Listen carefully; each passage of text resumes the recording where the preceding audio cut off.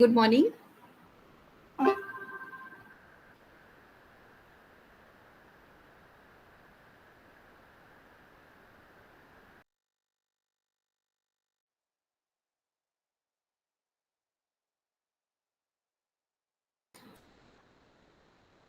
Solving system of linear equations. How to solve a system of linear equation with the help of Gauss elimination method. This is our first lecture topic, right? So first we see what is the meaning of system of linear equations. ठीक है, देखिए system of linear equations. Let us consider 3 cross 3 system. What is the meaning of system of linear equations? If I write a11 x1 or x a11x plus a12y plus a13z is equals to b1. ठीक है, I am talking about a system of 3 equations and 3 unknowns. 3 equations and 3 unknowns. Unknowns means the variable that we have to find out. So here x, y and z, these are unknown variables. X, y and z, these are known as unknown variables. By solving the system of linear equations, we have to find out the values of x, y and z. So I'm going to write the system of 3 equations and 3 unknowns. So this is your first equation. Now second equation is a21x plus a22y plus a23z is equals to b2. And third equation is a31x plus a32y plus a33z is equals to b3. This is 3 by 3 system of linear equations. Why linear? Because x, y and z powers are 1. Degree is 1 and they are not multiplied together. ठीक है, अगर x, y, z की power एक से ज्यादा हो जाती है या फिर ये आपस में मल्टीप्लाई फॉर्म में लिखे होंगे तो इक्वेशन फिर लीनियर नहीं होगी. ठीक है, लीनियर होने के लिए x, y और z की पावर 1 होनी चाहिए और ये कभी भी प्रोडक्ट के फॉर्म में इस सिस्टम में इन्वॉल्व नहीं होने चाहिए. ठीक है, तो ये मेरा हो गया system of linear equations. Start.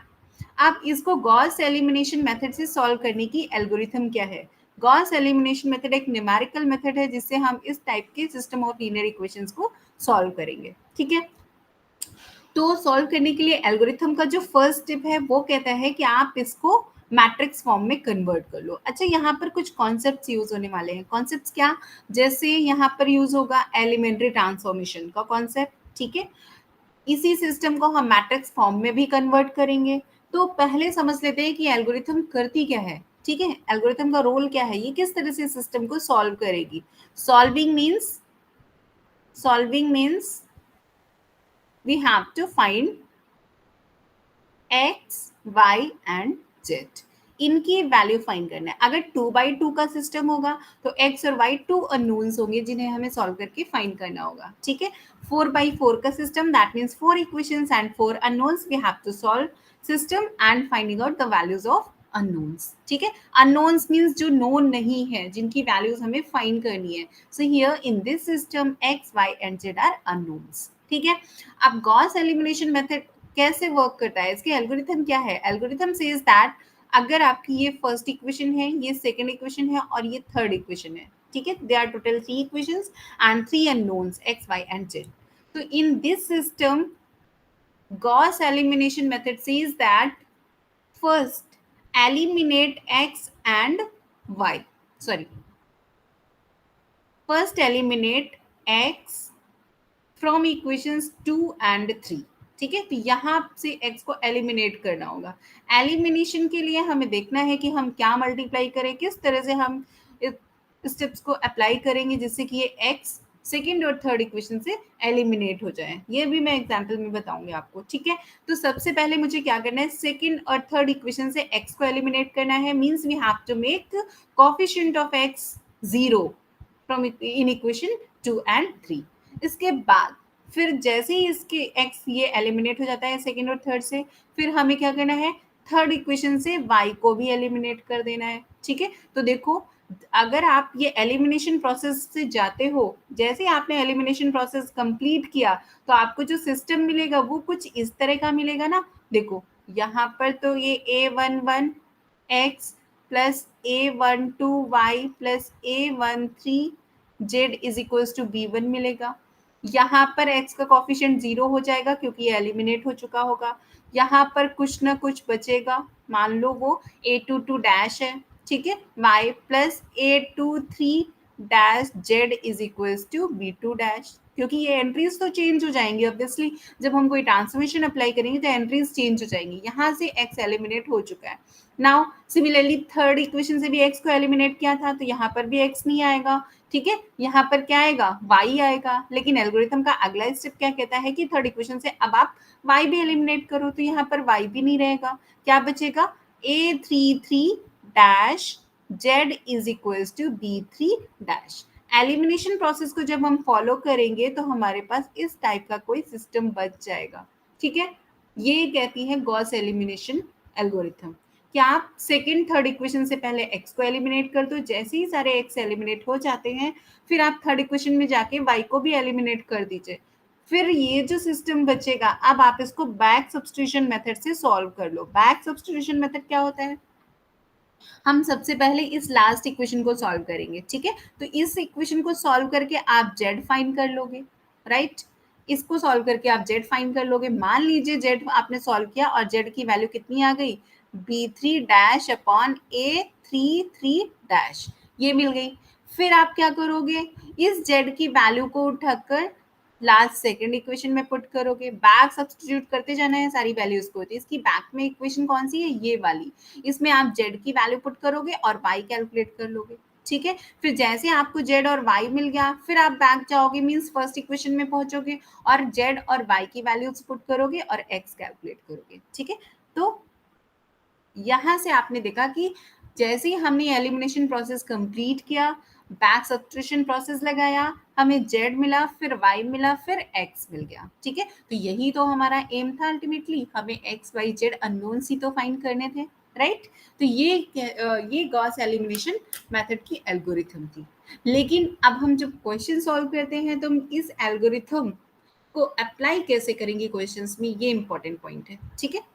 तो अब देखते हैं कि इसी एल्गोरिथम को हम अप्लाई कैसे करेंगे। I am going to change the page.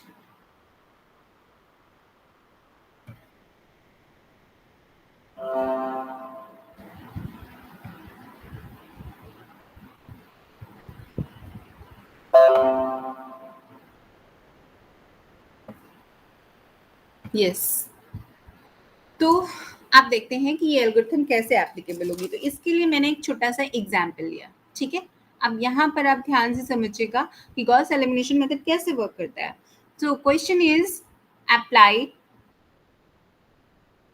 Gauss elimination method, Gauss elimination method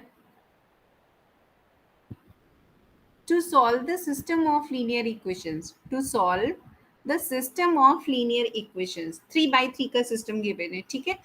2x plus, sorry, 2x minus, यहाँ पर माइनस है,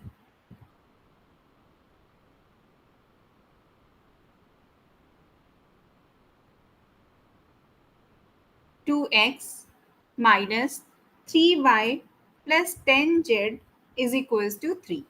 Next equation is minus x plus 4y plus 2z is equals to 20. And last equation is 5x plus 2y plus z is equals to minus 12. ठीक है, आप इस system को solve करके देखते हैं कि इसका प्रोसेस क्या है, ठीक है, कैसे ये एल्गोरिथम वर्क करेगी। तो फर्स्ट स्टेप में आपको ध्यान रखना है कि ये जो भी सिस्टम क्वेश्चन में गिवन होगा आप इसको मैट्रिक्स फॉर्म में कन्वर्ट कर लोगे, ठीक है। मैट्रिक्स फॉर्म देखते हैं, मैं सारे के सारे पॉइंट्स इसी एग्जाम्पल से डिस्कस करूंगी।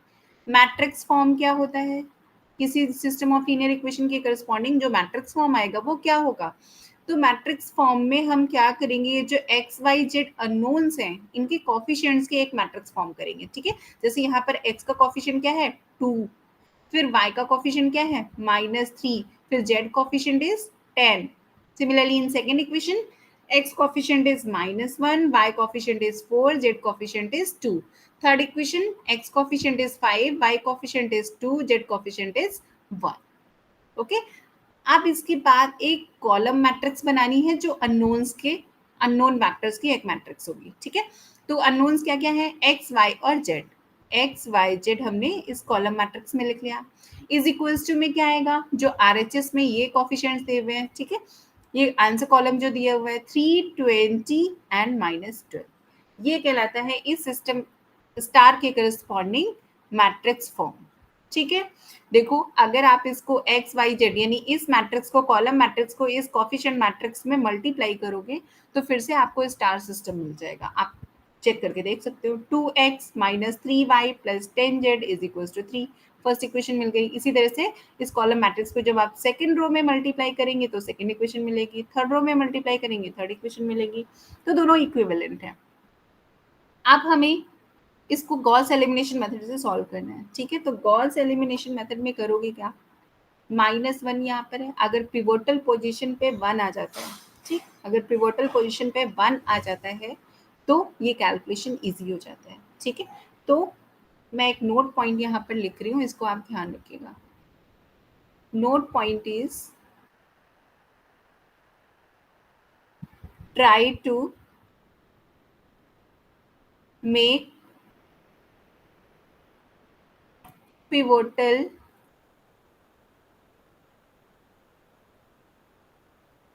element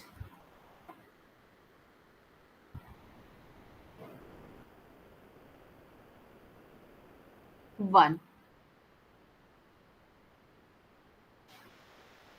और नॉन जीरो, ठीक है। नॉन जीरो मैंने क्यों बोला, कई बार ऐसा होता है कि पिवोटल एंट्री जो होती है, पिवोटल एलिमेंट जो होता है वो जीरो हो जाता है, तो जीरो के केस में ये एल्गोरिथम फिर फेल होने लगेगी, ठीक है। हमें क्या करना होगा, पिवोट पे नॉन जीरो बनाना है और नॉन जीरो में भी हम कोशिश करेंगे वन बनाएंगे। वन हार्ड एंड फास्ट नहीं है, लेकिन वन बनाने से क्या होता है, कैलकुलेशन थोड़ा सा इजी हो जाता है, ठीक है। पिवोटल एलिमेंट की बात करें तो वो क्या होता है, तो हर एक रो का जो पहला नॉन जीरो एलिमेंट होता है that is known as pivotal element.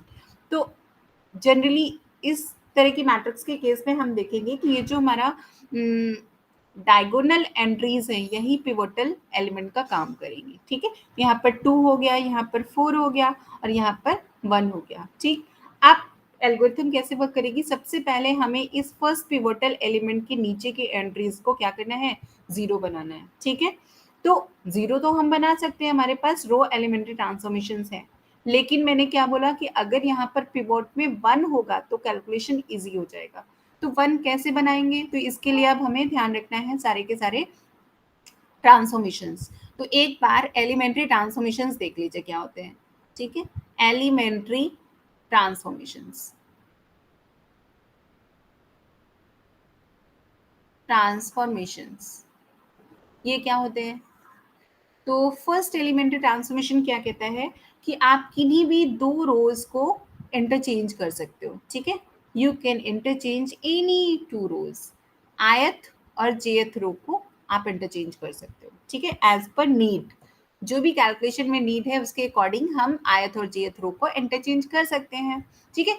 ये elementary transformation Gauss elimination algorithm में अलाउड है, राइट। तो इसकी जरूरत कब पड़ेगी, मैंने क्या बोला कि ये पिवोट है, इसमें आपका अगर 1 हो तो कैलकुलेशन इजी हो जाएगा। तो ये पिवोट, ये R1 है आपकी, ये R2 है और ये क्या है R3। तो R1 में इस पोजीशन पे अगर 1 चाहिए तो आप कौन सा ट्रांसफॉर्मेशन यूज करोगे, मैंने देखा कि इसके नीचे R2 रो ऐसी है जिसमें कि यहाँ पर 1 मुझे दिख रहा है, माइनस साइन इग्नोर कर दीजिए, ठीक है, 1 दिख रहा है। तो क्या मैं R1 R2 को इंटरचेंज कर सकता हूँ, मेरे माइंड में आया, ठीक है। आई थॉट क्या मैं R1 और R2 को इंटरचेंज कर सकता हूँ, ठीक है, क्या ऐसा अलाउड है, so yes, elementary transformation allowed है इस एल्गोरिथम में, ठीक है। So you can interchange R1 and R2, ठीक है, अकॉर्डिंग टू योर नीड। तो पहला ट्रांसफॉर्मेशन मैंने लगाया और मैंने क्या किया, इस मैट्रिक्स को थोड़ा सा चेंज किया, मैंने पिवोट में 1 पहुंचा दिया, मैंने ट्रांसफॉर्मेशन क्या लगाया, R1 इंटरचेंज R2। तो फर्स्ट रो सेकंड बन गई और सेकंड रो फर्स्ट बन गई, ये आया -142, ठीक है। और यहाँ पर साथ में ऑगमेंटेड मैट्रिक्स लिखनी है। ऑगमेंटेड मैट्रिक्स का मतलब क्या है, इस मैट्रिक्स को मैंने ए नाम दिया जो कोफिशिएंट मैट्रिक्स है, ये अननोन्स के कॉलम को मैंने एक्स बोला है और जो राइट में है इसको बी बोला है। अगर इस बी कॉलम को हम मैट्रिक्स ए के साथ अटैच कर दे तो उस मैट्रिक्स का नाम होता है ऑगमेंटेड मैट्रिक्स, ठीक है। हर एक क्वेश्चन में आपको यही करना है, क्या करना है, ऑगमेंटेड मैट्रिक्स लिखनी है। तो ऑगमेंटेड लिखने के लिए क्या किया मैंने, 320 और -12 को यहाँ पर अटैच कर दिया। लेकिन अब R1 इंटरचेंज R2 कर रहे हो, ठीक है ना, तो R1 इंटरचेंज R2, तो ये जो राइट साइड की एंट्री है ये भी तो चेंज हो जाएगी, ठीक है। तो R1 में यहाँ पर इक्वल टू में 3 था तो ये R2 की पोजीशन में जाएगा, ठीक है। और -142 और यहाँ पर 20 था तो 20 फर्स्ट रो में जाएगा अटैच होने पर, ठीक है। ये 20 आ गया, फर्स्ट रो सेकेंड बन गई, 2 - 3 10, यहाँ पर क्या आया, 3 आया। Third row as it is है, नो चेंज, सो 5 2 1 और यहाँ पर आ गया -12, ठीक है। ये मैंने लिखा है ऑगमेंटेड मैट्रिक्स, ए में बी को अटैच कर दिया, राइट। अब हम क्या करेंगे, फिर से ट्रांसफॉर्मेशंस लगाएंगे, ठीक है। मेरा पिवोट ये है, ठीक। अब एल्गोरिथम क्या कहती है कि इस पिवोट के नीचे की सारी एंट्रीज को क्या करो, जीरो करो। मींस इन दोनों रोज से एक्स के कोफिशिएंट्स को जीरो बनाना था, यही तो मैंने बताया था एल्गोरिथम में। तो वही सारा काम हम अब रो एलिमेंट्री ट्रांसफॉर्मेशन की हेल्प से करेंगे। तो फर्स्ट पिवट के नीचे हमें सारी एंट्रीज को जीरो बनाना है। जीरो बनाने के लिए हम क्या करेंगे, एलिमेंट्री रो ट्रांसफॉर्मेशन अप्लाई करेंगे। तो रो ट्रांसफॉर्मेशन एक बार देख लीजिए। पहला रो ट्रांसफॉर्मेशन कह रहा था कि आप आर आई और आर जे को इंटरचेंज कर सकते हो। सेकेंड ट्रांसफॉर्मेशन कहता है कि आप किसी भी पर्टिकुलर रो में किसी नॉन जीरो कांस्टेंट से मल्टीप्लाई कर सकते हो, ठीक है। अगर आपको जरूरत पड़ती है तो आप मल्टीप्लाई या डिवाइड कर सकते हो किसी भी पर्टिकुलर रो में, ठीक है। इससे सोल्यूशन में कोई चेंज नहीं आने वाला। थर्ड एलिमेंट्री ट्रांसफॉर्मेशन कहता है कि आर आई को आप are I plus alpha times R J इस तरह से भी लिख सकते हो, ठीक है। मीन्स आयथ रो में अगर आपको कुछ चेंज करना है, आयथ रो की पर्टिकुलर एंट्री को अगर जीरो बनाना है तो आप इस तरह का ट्रांसफॉर्मेशन ले सकते हो। आप जेथ रो की हेल्प लोगे, जेथ रो में कुछ भी मल्टीप्लाई या डिवाइड करोगे या प्लस माइनस करोगे और आयथ रो में जाकर ऐड कर दोगे। ऐसा करने से हो सकता है आयत रो का वो पर्टिकुलर एलिमेंट जीरो बन जाए। अगर ऐसी हमारी जरूरत है तो हम ये ट्रांसफॉर्मेशन भी अप्लाई कर सकते हैं, ठीक है। तो देखो अब मैं थर्ड ट्रांसफॉर्मेशन अप्लाई करके आपको दिखाती हूँ। थर्ड ट्रांसफॉर्मेशन कैसे अप्लाई करेंगे, हमें करना क्या था फर्स्ट स्टेप में कि ये -1 पिवोट है, इसके नीचे 2 और 5 को जीरो बनाना है। 2 कहाँ पर आ रहा है, R2 में आ रहा है। तो R2 के लिए रूल लिखिए, R2 में क्या करना है, हमें इस 2 को जीरो बनाना है, ठीक है। तो मैं क्या करूं, किसकी हेल्प से जीरो बनाऊंगी, मैं उसी रो की हेल्प से जीरो बनाऊंगी जिसमें पिवोट आ रहा है। पिवोट कहाँ पर आ रहा है, R1 में आ रहा है, ठीक है। तो R1 में ऐसा क्या मल्टीप्लाई करके इसमें ऐड करो कि ये 2 जीरो बने। तो आप ध्यान दो, अगर मैं R1 में 2 को मल्टीप्लाई कर दूं, ठीक है, तो ये -2 बन जाएगा और -2 + 2 क्या बन जाएगा, 0, ठीक है। तो मैंने रूल लिख लिया, R2 goes to R2 + 2 times R1। ऐसा करने से ये 2 मेरा 0 हो रहा था ना, ठीक है। अब जो भी चेंज करोगे वो पूरी एंटायर रो में चेंज होगा। R2 में पूरी R2 चेंज होगी करस्पॉन्डिंग टू R1।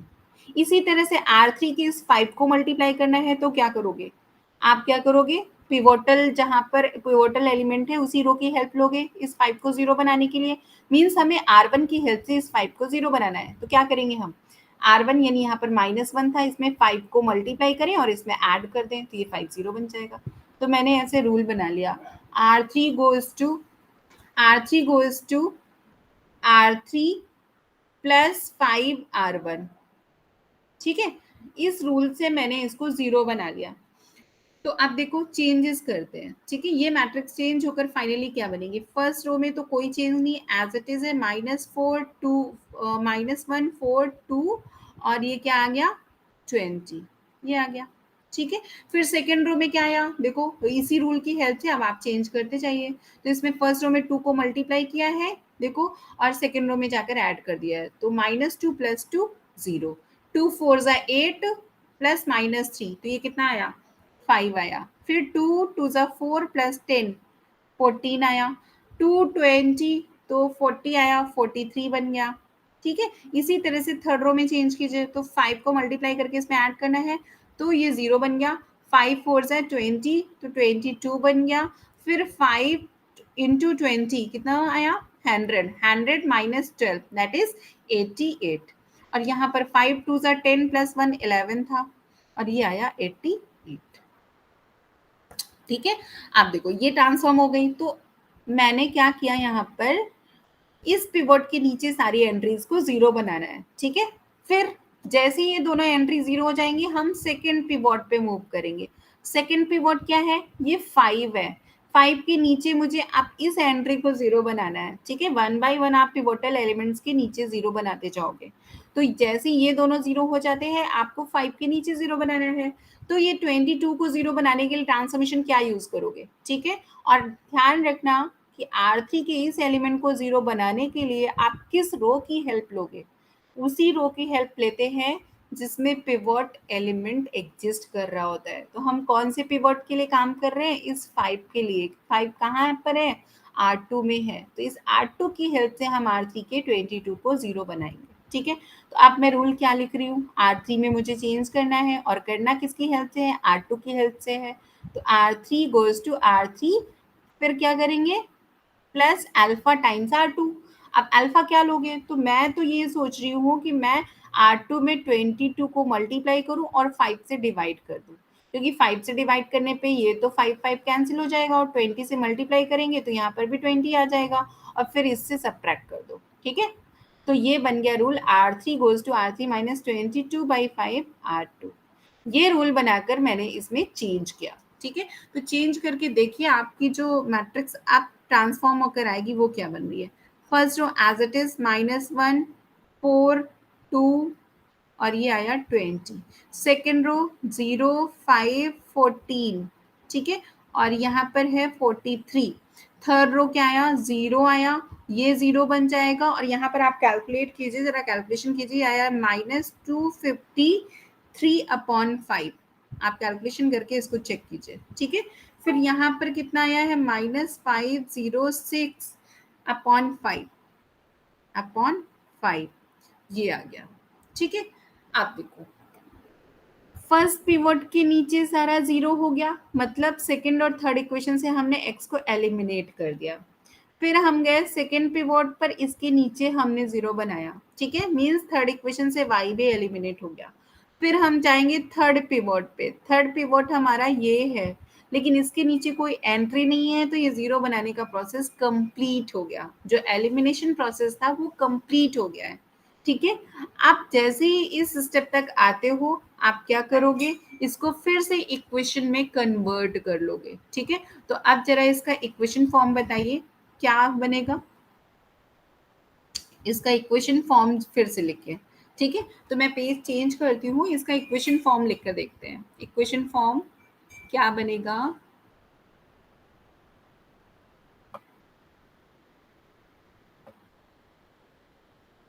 यस, ठीक है, इक्वेशन फॉर्म में लिखकर दिखाती हूँ मैं आपको।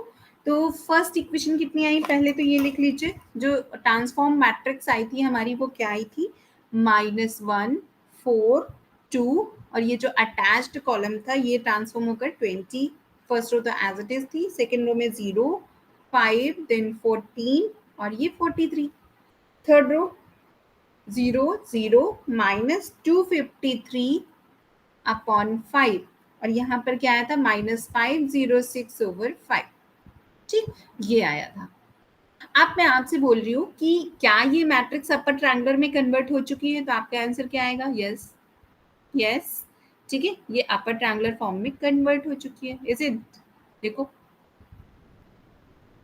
जो कॉफिशिएंट मैट्रिक्स थी अपर ट्रायंगुलर में कन्वर्ट हो चुकी है। जैसे ही कन्वर्जन कंप्लीट होता है, एलिमिनेशन प्रोसेस एल्गोरिथम का कंप्लीट हो गया। ठीक है, अब नेक्स्ट स्टेप कहता है कि ये जो सिस्टम है, ठीक है, ट्रिपल स्टार, इसको अगेन आप इक्वेशन फॉर्म में लिख लो।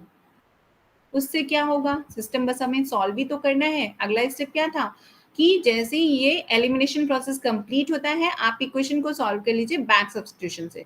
तो बैक सब्स्टिट्यूशन प्रोसेस में दिखाने जा रही हूँ अब आपको। तो इसका इक्वेशन फॉर्म लिखिए, ठीक है, तो आप क्या करोगे, ये इतना कोफिशिएंट मैट्रिक्स वाला पार्ट था और ये इतना बी राइट साइड वाला पार्ट था, तो हम इस ए वाले पार्ट पे एक्स वाई जेड को मल्टीप्लाई कर लेंगे। तो हमने क्या किया, देखो यहाँ पे -1 4 2 0 5 14, जब आपकी प्रैक्टिस हो जाएगी आप ये सब डायरेक्ट भी लिख सकते हो, ठीक है, डायरेक्ट भी कैलकुलेशन कर सकते हो।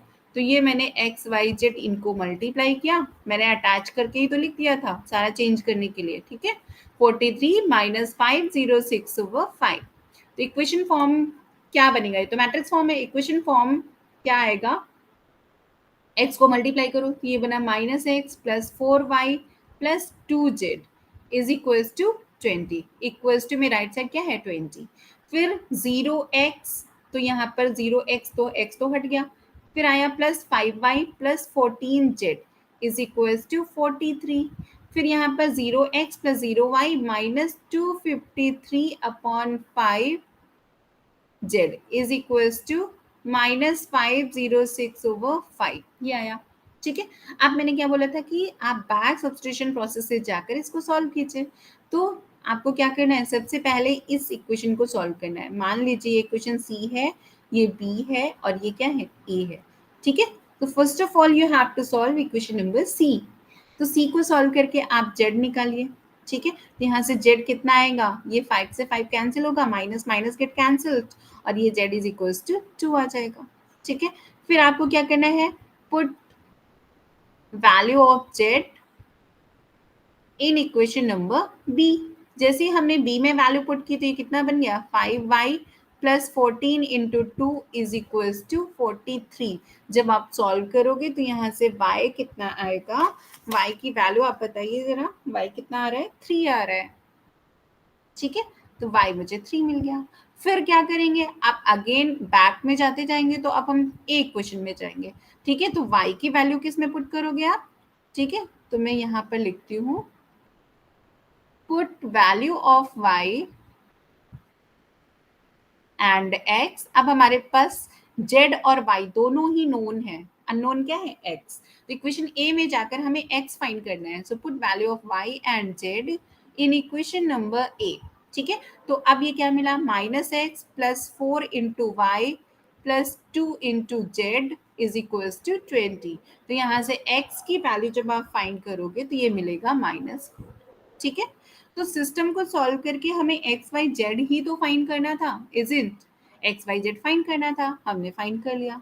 क्या फाइंड किया, x is equals to -4, y is equals to 3, z is equals to 2।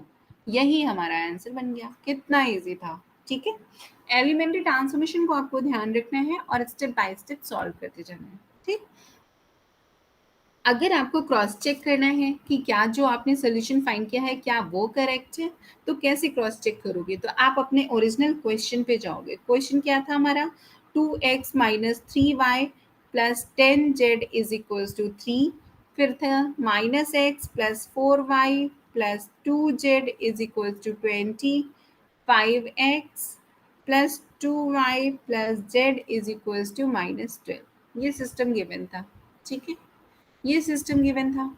अब आपको आंसर क्रॉस चेक करना है, तो क्रॉस चेक करने के लिए आंसर का मतलब क्या है, ये सोल्यूशन है इस सिस्टम का। सोल्यूशन का मीनिंग क्या होता है, solution that satisfies the given system, ठीक है। तो ये अगर इस सिस्टम को सेटिस्फाई करेगा तभी तो आप बोलोगे कि इसका करेक्ट सोल्यूशन है, राइट। तो एक्स वाई जेड की वैल्यूज पुट करके देख लो, फर्स्ट इक्वेशन में डालो x इक्वल्स टू -4, तो ये चेक करो, 2 into -4 -3 into 3 plus 10 into 2 is equals to क्या 3 आ रहा है, चेक करो, ठीक है। 10 टू ज़ा 20 और ये 9 और 8, ठीक है, तो 3 आ रहा है। इसी तरह से आप सेकेंड इक्वेशन को भी क्रॉस चेक कर सकते हो, थर्ड को भी सेटिस्फाई करेगा। तो ये हो गया गॉस एलिमिनेशन मेथड से सोल्यूशन, ठीक है। तो होप तो आपको समझ में आया होगा। तो मैं एक बार समराइज कर देती हूँ सारे पॉइंट्स, एक बार फिर से देख लीजिए, सारे पॉइंट्स समराइज करती हूँ क्या क्या किया हमने इसमें।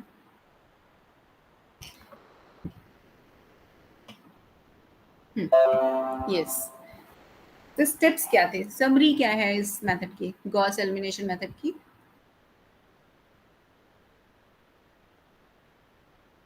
एल्गोरिथम कैसे वर्क करती है, Gauss elimination method to solve system of linear equations. ठीक है, 3 by 3 का सिस्टम हमने कंसिडर किया है। तो फर्स्टली हमने क्या किया, सिस्टम का मैट्रिक्स फॉर्म लिखा। ठीक है, राइट मैट्रिक्स फॉर्म। ठीक है, वो क्या था, A X is equal to B, जहां पर एक्स क्या था, अननोन्स का कॉलम था, एक्स वाई जेड का कॉलम्स था जिन्हें हमें फाइंड करना था। ठीक है, एक्स वाई जेड की वैल्यू निकालनी थी, एक्स वाई जेड हमें फाइंड करना होता है। ठीक है, यहाँ पर कई बार x1 x2 x3 भी दे सकते हैं इसका नाम अननोन्स का, तो वो हम देख लेंगे। तो फर्स्ट स्टेप में हमें क्या करना है, गिवन सिस्टम का मैट्रिक्स फॉर्म लिखना है, यानी A X is equal to B form में लिखना है। फिर सेकेंड स्टेप में हमें क्या करना है, एक ऑगमेंटेड मैट्रिक्स लिखना है। ठीक है, ऑगमेंटेड मैट्रिक्स, ऑगमेंटेड मैट्रिक्स क्या होती है, जो कोफिशिएंट मैट्रिक्स ए है, ठीक है, ये ए, इसी में ये आंसर मैट्रिक्स बी को अटैच करोगे। ठीक है, तो आप क्या लिखोगे, ए अटैच बी, इसी को बोलते हैं ऑगमेंटेड मैट्रिक्स। फिर थर्ड स्टेप में हमें क्या करना है, इस ऑगमेंटेड मैट्रिक्स ए बी को अपर ट्रायंगुलर मैट्रिक्स में कन्वर्ट करना है। ठीक है, कन्वर्ट और reduce augmented matrix A dot B to upper triangular matrix, upper triangular matrix। कैसे कन्वर्ट करोगे, with the help of elementary row transformations, elementary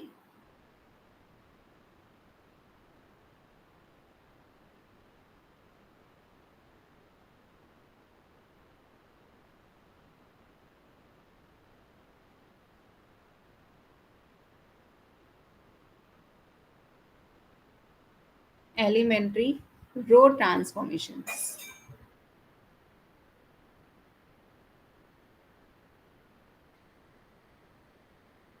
ठीक है, वो क्या होते हैं, आयत रो में कैसे आप चेंज कर सकते हो, आयत रो प्लस अल्फा टाइम्स जीएथ रो। ठीक है, इसकी हेल्प से जैसे ही ये अपर ट्रायंगुलर में कन्वर्ट हो गई, फिर आप क्या करोगे, again right it's equation form. ठीक है, देन हमने क्या किया, अप्लाई बैक सब्स्टिट्यूशन प्रोसेस,